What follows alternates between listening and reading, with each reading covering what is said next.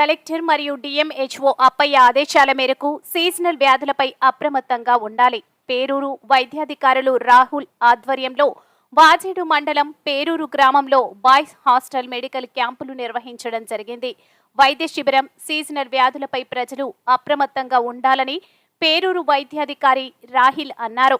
ఈ సందర్భంగా విద్యార్థులకు వచ్చే సీజనల్ వ్యాధుల గురించి మలేరియా, చికెన్ గున్యా, డెంగ్యూ, టైఫాయిడ్, దగ్గు, జలుబు, దోమల వల్ల జాగ్రత్తగా ఉండాలని, హాస్టల్ చుట్టుపక్కల నీరు నిల్వ ఉండకుండా చూడాలని వార్డెన్కు చెప్పడం జరిగింది.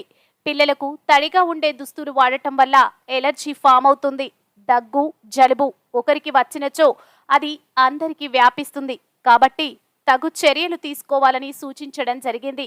ఈ కార్యక్రమంలో డాక్టర్ రాహిల్, హెల్త్ అసిస్టెంట్లు దారావత్ శ్రీను, ఏఎన్ఎం శ్రీలత, ఆశా కార్యకర్తలు పాల్గొనడం జరిగింది.